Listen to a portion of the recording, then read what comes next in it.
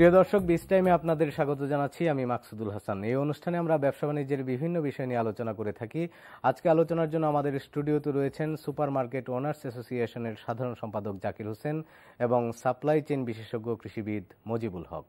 আপনাদের দুজনকে আমাদের স্টুডিওতে স্বাগত জানাচ্ছি। ধন্যবাদ আপনাকে। আপনাকেও ধন্যবাদ। আমি প্রথমেই কৃষিবিদ মজিবুল হকের কাছে জানতে চাই যে এই আমের মৌসুম তো মাত্র শেষ হলো। আমরা জানি যে বাংলাদেশে এবার আমের একটি বাম্পার ফলন হয়েছে এবং অনেক আম চাষিরা অনেক কম দামে এবার আম বিক্রি করেছেন। তো আপনারা তো আমের রপ্তানির সাথে জড়িত, এবং এবছর আসলে রপ্তানি কেমন হয়েছে? আসলে আমটা আমাদের একটা মৌসুমি ফল, এবং এই আমটা আপনারা জানেন, আমরা আগেই বলেছি কৃষি সম্প্রসারণ অধিদপ্তরের হিসাব মতে আমের হরাইজন্টাল এখন ভার্টিক্যাল এক্সপানশন দুইটাই হচ্ছে। এতে করে আপনার আমাদের যে আমের ডিমান্ড, বেসিক্যালি আমাদের 14 থেকে 15 লক্ষ মেট্রিক টন আমের ডিমান্ড, কিন্তু আমের উৎপাদন হয়ে যাচ্ছে অলমোস্ট 20 থেকে 22 লক্ষ মেট্রিক টন।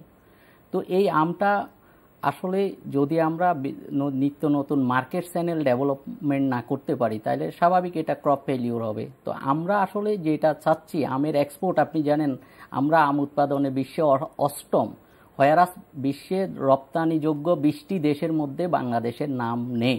এর মূল অনেকগুলো কারণ আছে। আমের ভ্যারাইটি, আপনি জানেন ওয়ার্ল্ড মার্কেটে বিভিন্ন ভ্যারাইটির আমের যে ডিমান্ড, সেই ধরনের ভ্যারাইটির আমাদের অভাব আছে। আর আমাদের যে রেপুটেশনাল রিস্ক, আমরা ধরেন কন্ট্রাক্ট ফার্মিং আমাদের অত নেই, আমাদের ট্রেসাবিলিটি সিস্টেম নাই, আমাদের এইসব বিষয়ের কারণে বায়াররাও আমাদের থেকে আম নিতে অতটা আগ্রহী না। তো আমরা যে কাজটা করেছি, আমরা চাচ্ছিলাম যে একটা ফার্মার্স প্ল্যাটফর্ম এবং একটা মডেল দাঁড় করানো যায় কিনা, যে ফার্মার্স প্ল্যাটফর্ম এবং মডেলের মাধ্যমে আমাদের এই আমের রপ্তানিটা অ্যাটলিস্ট একটা কন্টিনিউশন আসুক।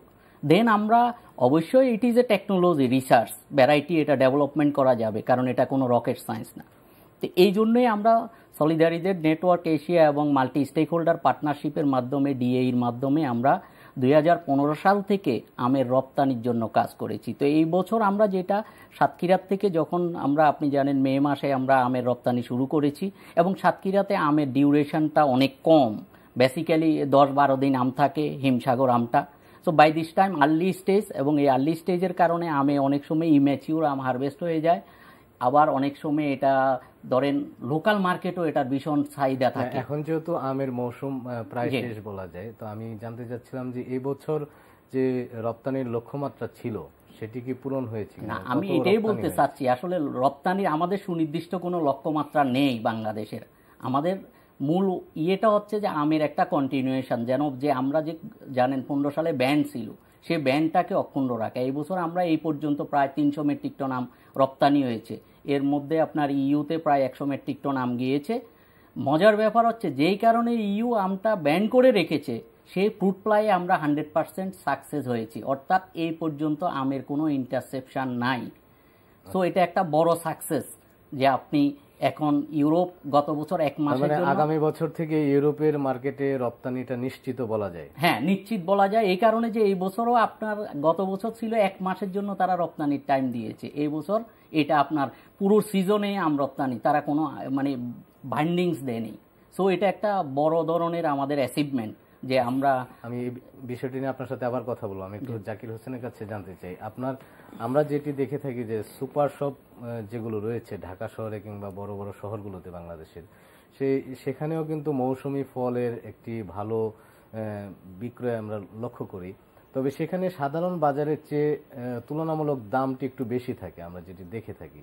তো সেই ক্ষেত্রে এই দামটি বেশি থাকার কারণ কি? ক্রেতারা ধন্যবাদ আপনাকে এবং এনটিভির মাধ্যমে আমরা আমাদের সুপারমার্কেটের যারা কাস্টমার্স এবং দেশের সাধারণ জনগণের আমরা অভিবাদন জানাচ্ছি। যে প্রশ্নটি করলেন সেটা হলো, সুপারমার্কেট বেসিক্যালি এই কালচারটি বাংলাদেশে একেবারে নতুন, এখনো অনেক পুরাতন না, মাত্র 18 বছরের হাঁটি হাঁটি পা পা করি 18 বছর পার করলো। অনেক চড়াই উচ্চাই, অনেক দুর্যোগ দুর্বিপাক, বিভিন্ন বাধাও বলবো আমরা বিভিন্নভাবে এই সেক্টরটাকে ডেভেলপ করার ক্ষেত্রে। তো আমের বিষয় যদি আমি স্পেসিফিক্যালি বলতে চাই, দাম ভেরিয়েশনের ক্ষেত্রে অবশ্যই সেখানে সুপারমার্কেট কোয়ালিটিটা এনশিওর করতে চায়। সব সময়ে সে কোয়ালিটিপূর্ণ একটি প্রোডাক্ট কাস্টমারের হাতে তুলে দিতে চায়। আর সাধারণত এই পর্যায়ে আমাদের এখনকার বর্তমান পরিস্থিতিতে এখনো যেই লেভেলের কাস্টমার আমাদের এখানে আসে, বাজার করতে আসেন, এরা একটু কিছুটা হলো কোয়ালিটি মেনটেন করার চেষ্টা করতে হয়। তো সেই ক্ষেত্রে দামটা তখনই বেশি, আর কমের বিষয়টা অবশ্যই কোয়ালিটি। সেক্ষেত্রে আপনারা যে কোয়ালিটির কথা বলছেন, আপনাদের এই অতিরিক্ত দাম ঠিক আছে, হয়তো ক্রেতারা যারা আপনার সেই শ্রেণীর ক্রেতারা নিচ্ছে, কিন্তু আপনাদের মাধ্যমে কি প্রান্তিক পর্যায়ে, চাষি পর্যায়ে কি তারা সেই দামটা পাচ্ছে, কিংবা আপনাদের সাপ্লাইটা কোথা থেকে আসে? হ্যাঁ, আমরা এই জায়গাটাতে একটি পণ্যের দামের ক্ষেত্রে যে ভেরিয়েশনটা হয়, এটা আসলে একটি পণ্য যত বেশি হাত বদল হবে তত বেশি এর দামটা বেড়ে যায়। তো আমরা সুপারমার্কেটের একটা নীতিগতভাবে আমরা একটা সিদ্ধান্ত নিয়েছি এরকম যে ক্রেতার বেনিফিট হওয়া চাই, আর এট দ্য সেম টাইম যিনি এটা প্রোডাকশন করেন গ্রোয়ার, তার বেনিফিটটা হতে চাই। কারণ আমাদের এখানে দেখা যায় কোনো একটা ফসল বা যে কোনো আইটেমের এক বছর একদম মানে হঠাৎ করে দেখা যায় যে প্রচুর পরিমাণে প্রোডাকশন করে, তখন প্রোডাকশন করতে যায় কিন্তু ক্রেতা বা কৃষক পণ্যের দাম ঠিক মতো পায় না, অনেক সময় সে লুজ করে। তো লুজ করে পরের বছর হচ্ছে আর উৎসাহিত হয় না ওই পণ্যটি উৎপাদনের ক্ষেত্রে। তো মজিবুল হকের কাছে জানতে চাই যে বিষয়টি যে উনি যেটি বললেন, জাকির হোসেন সাহেব, যে আপনার এই সাপ্লাই চেইনের যে ধর্ম কিংবা বাজারের মার্কেটিং এর যে ব্যবস্থা, তো আপনিও তো এই বিষয়টি নিয়ে কাজ করছেন, তো আপনার অভিজ্ঞতা কি বলে? সুপার শপগুলো যদি চাষিদের সাথে সরাসরি যুক্ত হয়, তাহলে কি এখানে ন্যায্য মূল্য পাওয়ার বিষয়টি নিশ্চিত করা সম্ভব? অবশ্যই, অবশ্যই। আপনি দেখেন ন্যাশনাল ম্যাঙ্গো অ্যাকশন প্ল্যান, যেটা গভর্নমেন্ট অনুমোদন দিয়েছে, সেইখানে দেশীয় বাজার এবং আন্তর্জাতিক বাজার। তো দেশীয় বাজারটা এই জন্য বলা হচ্ছে যে আসলে আমাদের একটা বড় মার্কেট, আমাদের হিউজ কনজিউমার আছে, আমাদের মডার্ন ট্রেড দিন দিন গ্রোয়িং, এটা আমাদের গ্রো হচ্ছে, মানুষের বাইং ক্যাপাসিটি বাড়ছে, ফুড হ্যাবিট চেঞ্জ হচ্ছে। এখন কাস্টমার জানতে চায় আমি যে প্রোডাক্টটা খাচ্ছি সেটার আইডেন্টিফাইড সোর্স কি। আপনি জানেন আমরা বড় রকমের এক্সপোর্টের চেয়েও আমরা ন্যাশনাল মডার্ন ট্রেডের সাথে আমরা এই কন্ট্রাক্ট ফার্মিং মডেলটা নিয়ে এসেছি। 2015 সালে আমরা প্রথম 2-1টা মডার্ন ট্রেড, এখানে আমি নামও বলতে পারি, আগোরা, ইউনিমার্ট, এদের সাথে আমরা এই কন্ট্রাক্ট ফার্মিং সিস্টেমটা চালু করেছি। করার পরে যেটা হচ্ছে যে তাদের যে একটা স্পেসিফিকেশান আছে যে সাইজ, গ্রেড, কালার, এবং সেই অনুপাতে যে এইখানে পোস্ট হারভেস্ট ম্যানেজমেন্টগুলো, যেটার কারণে আমের কোয়ালিটি নষ্ট হয় না, যেটার কারণে আমের ফিজিক্যাল ড্যামেজ হয় না, যেটার কারণে আমের শেলফ লাইফ বেড়ে যায়। অ্যাট দ্য সেম টাইম তারা কাস্টমারকে ভালো প্রোডাক্টটা তাদের হাতে তুলে দিতে পারে। এবং গ্রোয়ার থেকে নেওয়ার কারণে, যেমন গ্রোয়ার যদি এই আমটা কোনো ফরিয়ার কাছে বিক্রি করে কিংবা আপনার মধ্যস্বত্বভোগীর কাছে বিক্রি করে, সে আবার প্রফিট করে, সে আবার থার্ড পার্টির কাছে বিক্রি করে, এতে করে আমের প্রাইস অনেক বেড়ে যায়। আমি এখন একটু আপনার সাথে কথা বলি। আমের বিষয়টি নিয়ে কথা বললাম, অন্যান্য কৃষি পণ্যের ক্ষেত্রেও, বিশেষ করে শাকসবজি, ফলমূল এবং অন্যান্য যেসব পণ্য রয়েছে, সেগুলো তো সুপার শপে আমরা একটি বিষয় দেখি যে আপনারা বলছেন যে কোয়ালিটির দিকে আপনারা গুরুত্ব দিচ্ছেন, সেক্ষেত্রে দামটা একটু বেশি হচ্ছে। তো আপনারা যেসব কৃষি পণ্য বিক্রি করেন, সেগুলোর আসলে আপনারা কি সরাসরি কন্ট্রাক্ট গ্রোয়ার্সের মাধ্যমে নিয়ে আসেন, নাকি সেটি কোনো পাইকারি বাজার থেকে কিংবা অন্য কোথাও থেকে আপনাদের সাপ্লায়ারের মাধ্যমে সেটি আপনারা নিয়ে আসেন? Thank you. আমরা সাপ্লায়ার মাধ্যমে তো বটেই, তবে আমরা চেষ্টা করতেছি একদম ডাইরেক্ট সোর্স থেকে করার জন্য। ইতিমধ্যে অলরেডি কার্যক্রমটা অলরেডি শুরু হয়েছে। আপনার জ্ঞাতার্থে একটি বিষয়ে ইনফরমেশন দেয় এরকম যে আসলে দাম একটু বেশি, এটা আমরা বলতে বলতে ইদানিং কেমন জানি একটা অবস্থা হয়েছে। কিন্তু আপনি জানেন না, আপনি বাজার থেকে যে শাকসবজিটি খাচ্ছেন বা নিচ্ছেন, এই শাকসবজির গুণাগুণ, মানে অর্থাৎ যখন একজন কৃষক হারভেস্ট করে, তোল থেকে বাজার আসা পর্যন্ত যেইভাবে আমাদের এখানে ট্রাক লোডিং হয় বা যেভাবে আসা হয়, ফেলা হয়, এই মিলাইয়া আমরা এটার উপরে একটা রিসার্চ করে দেখছি যে প্রায় 30-40% এই একটা শাকসবজি তার গুণাগুণ হারায়। অর্থাৎ তার যে সমস্ত গুণাগুণ থাকে শাকসবজিতে, সেই গুণাগুণটা কখনো কখনো 35-40% হারায় ফেলে, নষ্ট হয়ে যায়। শুধু গুণাগুণ নাকি নষ্টও হয় অনেক ক্ষেত্রে। তো এটাকে আমরা আমাদের ভাষায় পোস্ট হারভেস্ট লস্ট বলি, বা অর্থাৎ সে তার যেই অবস্থানটা আমরা যেভাবে আনতে চাই বা যেভাবে আমরা কাস্টমারকে দিতে চাই, সেই ক্ষেত্রে তার গুণাগুণটা সঠিক রাখার চেষ্টা করি। অর্থাৎ 100 না থাকলে অন্তত 85% আর 90% রক্ষা করার চেষ্টা করি। সেখানে ওই পোস্ট হারভেস্ট লসটা আমরা কমানোর আপ্রাণ চেষ্টা করি। আবার তাজা দেওয়ার চেষ্টা করি। যেভাবে হোক আমরা এই বিষয়গুলোকে খুব, যদি আমাদের এই কালচারটা নতুন, তো আসলে আমাদের এখন পরিপূর্ণ অবস্থানে আসতে আমাদেরও কিছু সময় লাগতেছে, এটা আমরা স্বীকার করি। কিন্তু ওই বাজারের দামের ক্ষেত্রে যেই কথাটি বারবারে বলা হচ্ছে, কিন্তু একজন সাধারণ ভোক্তা কিন্তু কিছুই জানে না তার ওই পণ্যের গুণাগুণটা কোথায় আছে। তো আমরা এই বিষয়গুলো আসলে খুব সেন্সিটিভভাবে চেষ্টা করি। আর আরেকটি বিষয় যেটা করি, একজন কৃষক যদি দাম ভালো পায় তাহলে সে প্রত্যেক বছর ওই পণ্যটি উৎপাদন করতে স্বাচ্ছন্দ্য বোধ করবে এবং সে উৎপাদন করে সে লাভবান হবে। আমরা সেই চেষ্টাটি করতেছি, অর্থাৎ হাত বদলের পণ্যের যে হাত বদল হওয়ার যে সংখ্যাটি, সেই জায়গাটাতে আমরা কাজ করতে, অর্থাৎ সুপারমার্কেটের কর্তৃপক্ষ সরাসরি একজন কৃষকের সাথে অথবা একজন কৃষি উৎপাদকের ওখানে একটা মানে ইয়ে করে দিয়ে, প্রায় সমিতির মতো করে দিয়ে হোক বা ওদেরকে ডাইরেক্টলি সুপারভিশন করে হোক প্রোডাক্টটা সুপারমার্কেটে আনার জন্য। তো সেক্ষেত্রে আপনারা যদি এই যে ডিরেক্ট সোর্সিংটা করেন, সরাসরি যদি আপনারা নিয়ে আসেন, সেক্ষেত্রে পণ্যের দাম কি কমার সম্ভাবনা রয়েছে, যেহেতু এখানে হাত বদলের পরিমাণটা কমে যাচ্ছে? অবশ্যই কমার সম্ভাবনা আছে। সেক্ষেত্রে আমাদের এটার সাথে যে বিষয়টা, একটা প্রোডাক্ট যদি সরাসরি আমরা ভালোভাবে একদম ফ্রেশলি আনতে চাই, তাহলে আমাদের যেমন মানে কুল চেইন ম্যানেজমেন্টের একটা বিষয় থাকে, যা ধরেন স্বাভাবিক অবস্থায় এমনি পণ্য নিয়ে আসলে যে অবস্থাটা থাকে, আর যদি আমরা কিছু কিছু পণ্যের নির্দিষ্ট একটা মেয়াদের ভিতরে সে ড্যামেজ হয়ে যায়, তো আমরা ওগুলোর জন্য সরকারের কাছে, যেমন আমাদের এখানে হটেক্স ফাউন্ডেশনের কতগুলো কুল চেইনের গাড়ি আছে, আমরা তাদের সাথেও যোগাযোগ করছিলাম। কৃষি মন্ত্রণালয়ের কাছে আমরা অনুরোধ করছিলাম এই বিষয়ে আমাকে সাপোর্ট দেওয়া হোক, আমাদেরকে সাপোর্ট দেওয়া হোক, অথবা এই পণ্যটা ওই যেই সমস্ত এলাকায় কৃষি পণ্যগুলো বেশি উৎপাদন হয় বা যেই সিজনে যেখানে হয়, কোনো সিজনে হয় না, আমরা সেখানেও মানে চিন্তা করার চেষ্টা করতেছি। একই পণ্য এখানে বর্ষায় হয়তো এই এলাকা ডুবে গেছে, যে এলাকাটা ভাসমান অবস্থায় আছে, আমরা চেষ্টা করি যে ওখানে ওই পণ্যটা উৎপাদন করার ক্ষেত্রে। আচ্ছা, আমি এই বিষয়টা নিয়ে আপনার সাথে আবার ফিরবো, এই একই বিষয় নিয়ে। আমি একটু কৃষিবিদ মজিবুল হকের কাছে জানতে চাই, উনি জাকির হোসেন যে কথাগুলো বলছেন যে তারা কন্ট্রাক্ট গ্রোয়ার্সে যাচ্ছেন, ইতিমধ্যে গিয়েছেন, বিভিন্ন জায়গায় শুরু করেছেন, তো সেই প্রেক্ষিতে বাংলাদেশের আর্থসামাজিক প্রেক্ষাপটে এটি কৃষকদের জন্য কিংবা খামারিদের জন্য কতটুকু সুফল বয়ে আনবে? আপনি জানেন মডার্ন ট্রেড এগ্রি বিজনেস ডেভেলপমেন্টের ক্ষেত্রে একটা বিশাল রোল প্লে করতে পারে। সেটা কন্ট্রাক্ট ফার্মিং হোক, প্রকিউরমেন্ট ল্যান্ডিং সেন্টার দিয়ে হোক, কিংবা তারা ডাইরেক্ট প্রকিউরমেন্ট করা হোক। কিন্তু সিস্টেমটা হচ্ছে এরকম, আসলে মডার্ন ট্রেড তাদের যে একটা ডিমান্ড ম্যানেজমেন্ট, তারা জানে কখন কতটুকু কোন প্রোডাক্টটা লাগবে। সেই ডিমান্ড অনুসারে যদি তারা ফার্মার্সদেরকে তাদের যে কোয়ালিটি স্পেসিফিকেশান, তাদের যে চাহিদা, সেই অনুসারে তারা ফার্মার্সকে এটা উৎপাদন করে। ইভেন দো বিভিন্ন ধরনের লজিস্টিক সাপোর্ট, যেটাকে আমরা বলি যে আপনার এই এক্সপার্ট দিয়ে প্রোডাক্টের স্পেসিফিকেশান বোঝানো, আপনার যদি কোনো ইনপুট দিতে পারে সেটাও কাজে লাগবে। দেন এই প্রোডাক্টটা যদি ওনারা নিয়ে আসে, এতে দুইটা বেনিফিট হবে। একটা হচ্ছে যে ওনাদের যেহেতু পোস্ট হারভেস্ট ম্যানেজমেন্টটা অনেক এফিসিয়েন্ট, যদি তাদের নিজস্ব গাড়ি ওখানে যায়, তারা কিনে নিয়ে আসে, তাহলে আপনার কৃষক ওই যে নষ্ট মাল সহ ঢাকায় আসার দরকার নাই, তারা বিশেষ স্পেসিফিকেশনের মালগুলোই ঢাকায় নিয়ে আসবে, এতে তার লজিস্টিক কস্টও রিডিউস হবে।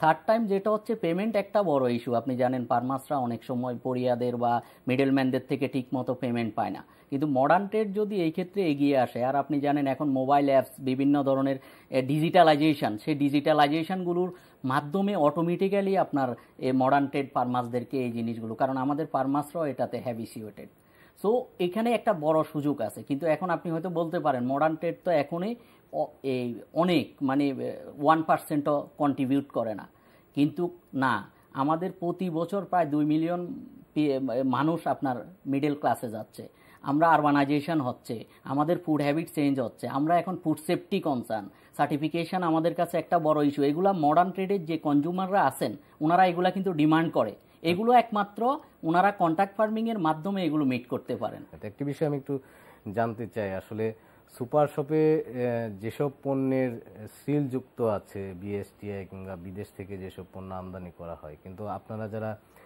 কৃষি পণ্যের তো একটা বড় জায়গা থাকে সুপার শপগুলোতে, তো আপনারা সেই জায়গাটুকু থেকে সেখানে যেহেতু কোনো সার্টিফাইং বডি এখন পর্যন্ত ওইভাবে আপনারা দিচ্ছেন না, ওইখানে সার্টিফিকেট দিচ্ছেন না কোনো, সেক্ষেত্রে কি শুধু আস্থার উপরেই এই ব্যবসাটা চলছে সুপার শপের বাংলাদেশে? না, যেই প্রোডাক্টের বিএসটিআই কোনো পারমিশন লাগে না বা নাই, সেগুলো তো অবশ্যই সুপারমার্কেট কিন্তু কিসে একটা ইয়ে, আপনি ওটা কি বলে, একটা ব্র্যান্ড তো, তাই না? না, ইদানিং অনেক ক্ষেত্রে যেটি বলা হয় যে এটি অর্গানিক পণ্য, অর্গানিক সবজি, অর্গানিক ফল, বিষমুক্ত ফল। তো সেই বিষমুক্ত ফলটা তো আসলে শুধুমাত্র বিশ্বাসের উপরে কিন্তু ক্রেতা কিনে নিয়ে যাচ্ছে। না, বিষমুক্তর বিষয়টা আমি আলোচনা করলে মানে দীর্ঘ আলোচনা করা যাবে, সেটাতে আসবো। কিন্তু তার আগে অর্গানিকের যে শব্দটি আপনি ব্যবহার করলেন, অর্গানিক প্রোডাক্টের প্রতি ইদানিং শুধু বাংলাদেশ না, সারা বিশ্বেই কিন্তু এই অর্গানিকের প্রতি আবার পুনরায় মানে একটা চাহিদা তৈরি হচ্ছে, বা মানুষ ওইভাবে চাচ্ছে যে সার কম দিয়ে বা অরিজিনাল অবস্থায় যদি একটা প্রোডাক্ট, ওটা আসলে আমরা বিভিন্নভাবে বিভিন্ন সংস্থার সাথে কথাও বলে দেখছি বা বিভিন্ন ইয়েও করে দেখছি, এটা খুব কস্টলি প্রোডাক্ট হয় বাংলাদেশে বর্তমান প্রেক্ষাপটে। আর যে একেবারে নাই তা না, আছে। আপনাকে অর্গানিক প্রোডাক্টটা খেলে যেই টেস্ট পাওয়া যায় স্বাভাবিক অবস্থায় ওই প্রোডাক্টটার অতটুকু টেস্ট না। আপনি যদি এতে কাস্টমার হিসাবে আজকে আমার সুপার মার্কেট থেকে ধরেন একটা প্রোডাক্ট কিনে নিলেন অর্গানিক সাইনবোর্ড থেকে, কালকে আপনি যদি মানে অবশ্যই এটা টেস্টের একটি বিষয় থাকে এন্ড অফ দ্য ডেতে, একদম ফিনিশিংয়ে। তো সেই ক্ষেত্রে তো আপনি নিশ্চয়ই আবার পুনরায় আসবেন না, অথবা আসলেও আমাকে ওখানে শেল্ফে বলবেন যে ভাই তোমার এটা এই প্রোডাক্ট না। আর এটা কিন্তু সব জায়গায় কিন্তু অর্গানিক পাবেন না, কারণ সবাই অর্গানিকের সাথে এখনো যুক্ত না, আর অর্গানিক প্রোডাক্ট অ্যাভেলেবেলও না। দু একটা কোম্পানি তাদের নিজস্ব অবস্থান থেকে হয়তো করতেছে, অথবা আরও কিছু লোক আমাদের এমনি অর্গানিক নিয়ে কাজ করতেছে। আমাদের এখানে অর্গানিক নিয়ে, অর্গানিক ফুড নিয়ে কিছু লোক কাজ করতেছে। তো কিছু কিছু প্রোডাক্ট আছে, একেবারে নাই তাও না, আবার একেবারে আপনাকে ওই অর্গানিক না বলে অর্গানিক বিক্রি করে দেয়, এরকম মনে হয় অন্তত সুপার শপে হবে। এজ এ জেনারেল সেক্রেটারি হিসেবে আমি ওইভাবে অন্তত এতটুকু করতে চাই। আমরা তো বিভিন্ন সময় দেখে থাকি যে সুপার মার্কেটগুলোতে, সুপার শপগুলোতে বিভিন্ন সময় অভিযান হয়ে থাকে, এবং সেই সময় অন্যান্য পণ্যের সাথে মাছ, মাংস, কাঁচা পণ্য যেগুলো থাকে সেগুলোও দেখা যায় যে ধরা হয় যে নষ্ট কিংবা পচা মাল বিক্রি হচ্ছে। সেই জায়গাতে অনেক সময় আস্থার সংকট তৈরি হয়ে থাকে। তো এই অভিযানগুলা আপনাদের, জি ধন্যবাদ, আমরা আসলে নষ্ট করছি কিনা? হ্যাঁ, অফকোর্স অভিযানগুলো যেভাবে হওয়ার দরকার, আমি আজকে আপনাদের এনটিভির মাধ্যমে দাবি করে যেতে চাই, আপনাদেরকে অনুরোধ করতে চাই, অরিজিনাল বিষয়টা প্রচার হোক, অরিজিনাল বিষয়টা ধরা হোক। আমরা কর্তৃপক্ষকে সুপার মার্কেটের পক্ষ থেকেই প্রথম, আমরা এই বিএসটিআই বলেন, যতগুলো অথরিটি বলেন, সবার সাথে আমরা যোগাযোগ করছি, আমরা মিটিং করেছি, সবাইকে আমরা লাইন দেখাইয়ে দেওয়ার চেষ্টা করছি যে আমরাও সহযোগিতা করব। কিভাবে প্রোডাক্টটা মানে এটা খোলা বাজারে বা সুপার মার্কেটে আসে, কোথার থেকে আসে, এটা আমরা যেমন জানি কর্তৃপক্ষরা জানার উচিত। তো সেই ক্ষেত্রে এই বাংলাদেশে কিন্তু ইউনিক কোনো আইন ছিল না, আমরাই বলছিলাম কিন্তু এই যে বিএসটিআই সার্টিফিকেট নাই কোনো প্রোডাক্ট যেন না আসে, আমরাই সেখানে সহযোগিতার চেষ্টা করছিলাম। কিন্তু দুর্ভাগ্য হলো সত্য যে আমরাই সেটার শিকার হলাম। মানে যত হামলা মামলা যাই বলেন, দেখেন সুপার মার্কেটে হচ্ছে, খোলা বাজারে যাইয়া খুব একটা, আমাদের সারা ঢাকা শহরে ব্যানে করে, হাজার হাজার ব্যানে করে কাঁচা পণ্য বিক্রি হচ্ছে, ব্যানে রাস্তাঘাটে যেখানে সেখানে দেখবেন আপনি মাছ বিক্রি হচ্ছে। আর আমাদের একটি আইন তৈরি করা হয়েছে পিওর ফুড অ্যাক্ট নামে, যাক এই আইনটি তৈরি করার ক্ষেত্রে আমরাই চেষ্টা করছিলাম, সহযোগিতা করছিলাম। আমাকে সময় সংক্ষিপ্ত, আমাকে একটু ওইদিকে যেতে হবে। জি প্লিজ, আমি একটু মজিবুল হকের কাছেও জানতে চাই যে উনি যে বিষয়টি বলছেন আইন, আমাকে একটু আমি আসছি আপনার কাছে, যে আসলে কৃষি পণ্যের বাজারে রপ্তানি তো একটি বড় আয়ের অংশ হয়ে থাকে, ভালো মূল্য পাওয়া যায়। কৃষি পণ্যের বাজার কোন দিকটিতে বেশি নজর দেওয়া উচিত? আসলে মানে সংক্ষেপে বলুন। আমরা যে জিনিসটা এখন কৃষি পণ্যের রপ্তানির ক্ষেত্রে স্পেশালি ফ্রুটস, ভেজিটেবলস এবং আপনার ফিশ, মিট যেগুলো বলেন, তো চিংড়ি তো আমাদের থার্ড রপ্তানি খাত, প্রায় 6,000 কোটি টাকা যাচ্ছে। ফ্রুটস অ্যান্ড ভেজিটেবলসের ক্ষেত্রে আমরা অনেক পিছিয়ে আছি। এর মূল কারণটা হচ্ছে আমরা আসলে ওয়ার্ল্ড স্ট্যান্ডার্ড প্রোডাক্ট আমরা তৈরি করতে পারতেছি না, অ্যাট দ্য সেম টাইম আমরা রেপুটেশনাল রিস্কে আছি। থার্ড টাইম যেটা হচ্ছে যে প্রোডাক্টগুলোর ভ্যালু অ্যাডিশন করা দরকার, ধরেন minimal process, frozen fruits and vegetables করা, ভেজিটেবলসের ভ্যালু অ্যাডেড প্রোডাক্টগুলো করা, যেগুলো আপনার এখন উন্নত বিশ্ব বা আমাদের মিডল ইস্ট কিংবা কোরিয়া, মালয়েশিয়া, সিঙ্গাপুর এরা ডিমান্ড করে। সেই জিনিসগুলোর জন্য আমাদেরকে মাল্টি স্টেক হোল্ডার পার্টনারশিপের মাধ্যমে, পাবলিক প্রাইভেট পার্টনারশিপের মাধ্যমে এই কাজগুলোতে এগিয়ে আসতে হবে, ইন্ডাস্ট্রিকে এগিয়ে আসতে হবে। কারণ আপনি টেবিল প্রোডাক্ট বিক্রি করে আপনি কয় টাকা পাবেন? আপনাকে ইয়ার দ্য রাউন্ড এই প্রোডাক্টগুলো যেন কনজিউমাররা, যেই সকল দেশে এই প্রোডাক্টগুলোর চাহিদা আছে তারা যেন পেতে পারে, এই জন্য আমাদের ওই জায়গাগুলোতে যেতে হবে। আচ্ছা, আমরা একটু শেষ করব। উনি একটু কথা বলতে চেয়েছিলেন, আপনার সেই কথাটা আমি শুনতে চাচ্ছি, যেটি আপনি সময় চেয়েছেন। জি, সেটা আমরা ওই কথাটি বলছি যে বিএসটি এর কথা আনলেন। তো আমাদের উপরে আসলে যত আমরা চেষ্টা করছি যে আসলে ভালো পণ্য কাস্টমারের কাছে তুলে দেওয়ার জন্য, কারণ এক একটি কোম্পানি এক একটি আউটলেট করতে প্রায় 6 থেকে 7 কোটি টাকা মিনিমাম প্রাথমিক অবস্থায় লাগে। তো একটা কোম্পানি ব্যবসা করতে আইসা সে পচা মাছ, পচা তরকারি, পচা মাংস বিক্রি করবে, আমার মনে হয়, আমি ব্যক্তিগতভাবে এটা বিশ্বাস করি না, প্রশ্নই ওঠে না। আর যেটা করা হচ্ছে, একটি আইন হয়েছে দেশে, সেই পিওর ফুড অ্যাক্টের প্রথম লাইনের প্রথম শব্দগুলো হলে আপনি অথরিটি থাকবে, অবশ্যই অথরিটি থাকে, চেকিং অথরিটি থাকবে, আপনি সেইভাবে চেকিং করেন যেভাবে আইনটি তৈরি করা হয়েছে। বলা হয়েছে বৈজ্ঞানিক পদ্ধতিতে, হ্যাঁ আমার এখানে যদি পচাই থেকে থাকে আপনি ল্যাবে নিয়ে যান, ল্যাবে নিয়ে পরীক্ষা করে আমাকে যা শাস্তি দেওয়া সেই শাস্তি দেন, কিন্তু আপনি পরীক্ষা না করে হাউ ইট পসিবল হাতে দেখা অথবা আঙ্গুল দিয়ে দেখাইয়া বলবেন পচা। আইন তো এটার জন্য করা হয় না, আঙ্গুল দিয়ে দেখাইয়া দেন। আমরা আশা করি সেই ব্যবস্থাগুলো নেওয়া হবে এবং কৃষি পণ্যের আধুনিক বাজার, মডার্ন ট্রেডিং যেটা বলা হচ্ছে, সেটিও সুপার শপ এবং রপ্তানি এগুলোর মাধ্যমে আরো সম্প্রসারিত হবে। আপনাদের দুজনকেই ধন্যবাদ আমাদের স্টুডিওতে আসার জন্য। দর্শক, শুনছিলেন আমাদের আলোচনা, আজ এখানেই শেষ করছি। আর আমাদের এই অনুষ্ঠান পুনরায় দেখতে ভিজিট করুন এনটিভি অনলাইন www.ntvbd.com। এছাড়া এনটিভির জনপ্রিয় সব অনুষ্ঠান ও খবরের আপডেট জানতে ভিজিট করুন আমাদের ইউটিউব ও ভেরিফাইড ফেসবুক পেজ। সবাই ভালো থাকবেন, সুস্থ থাকবেন।